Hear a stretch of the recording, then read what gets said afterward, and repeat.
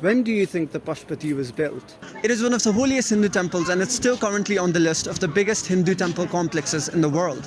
It is located by the Bhagmati river, which in itself is one of the holiest rivers in the world. A body needs to be dipped 3 times in this river before being cremated according to Nepali Hindu culture. It holds centuries of history, but who and when was this temple built by? Well, it's complicated. Many people from many dynasties rebuilt and reconstructed this temple a lot of times, but sources seem to agree on the fact that it was most recently reconstructed by a Malla king in the late 17th century. But which Malla king though? Bhupatendra Malla seems like a pretty good candidate. But that is only until you realize that he was actually a king of Bhaktapur, and Pashupati has always been a part of Kathmandu, or Kantipur as they called it. So, if Pashupati was rebuilt in 1692, and if Bhupatendra Malla was not a king until 1697, whoever was the king of Kathmandu in 1692 must have built it. So, it was Bhupalendra Malla. Pretty exciting and unique names each of them have. Bhupalendra Malla was the king of Kathmandu from 1687 to 1700. So we're pretty safe to say that this was under his reign that it was built. And since Bhupalendra and Bhupatendra sound pretty much the same, we can say that was a common misunderstanding. But that is for the current iteration. When English painter Henry Ambrose Oldfield painted Pashupati in the late 1850s, this temple can be seen, and that is probably the oldest pictorial evidence of this temple.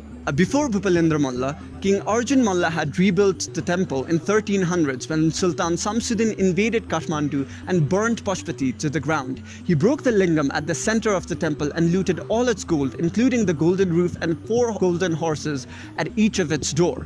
These horses had been donated by King Anantadev Malla in the 1200s, so Pashupati existed well before the 1200s. A very good point to be taken is that all the temples surrounding Pashupati were built after the main temple. For example, the Guheshwari temple behind me, which was built in the 7th century. It was renovated by Pratap Malla in 1654 AD, and it is mentioned in an 11th century manuscript. Interestingly, it was rebuilt by Pratap Malla, the father of Bhupalendra Malla, the king who built the current Pashupati temple. So if Guheshwari was built in the 7th century, Pashupati must be older than the 7th century. Amshuvarma was a renowned Lichavi king who built a grand palace called Kailash Bhavan. This article links the naming of Kailash Bhavan to Pashupati. Kailash is the mountain that Shiva resides on, and Pashupati is the biggest temple devoted to Shiva.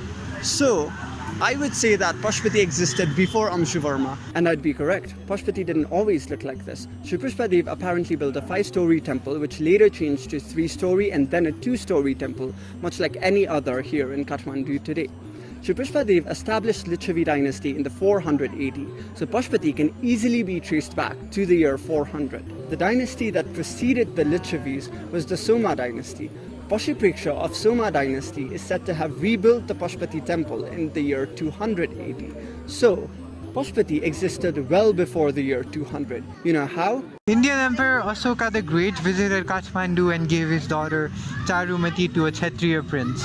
And she settled near Pashupatinath. She even established the stupa, which is one of the oldest stupas in Nepal.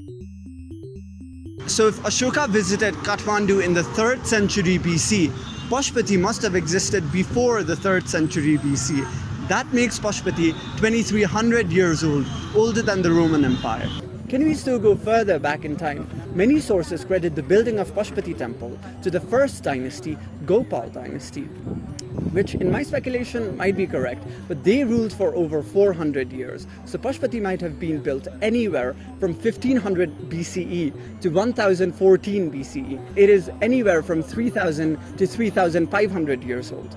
The dynasty that came after Gopal Dynasty, the Maheshpal Dynasty, is also credited with the repairing of Pashupati temple in its time. I mean, you can't really repair a temple that is not yet created. So who built this temple and when was it built?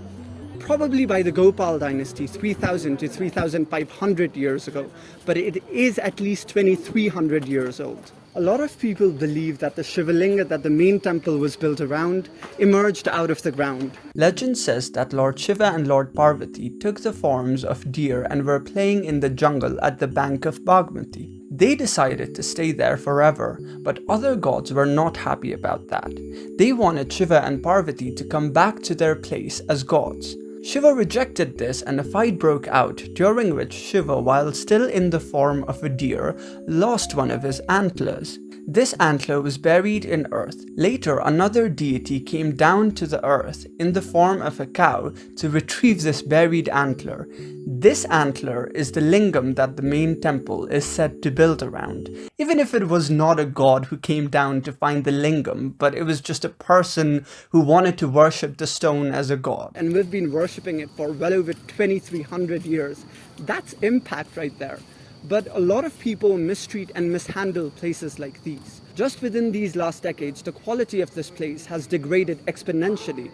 So it's time we do something. We should vote for candidates who prioritize safekeeping of places like these. But if that sounds too far-fetched, just keep these places safe yourself. Like, if you are in a relationship, don't announce it by engraving your names on a temple. Just be nice and keep it clean. And ourselves be aware of how dirty things are getting. Thank you.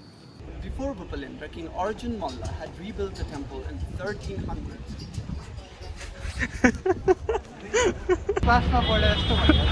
No. No.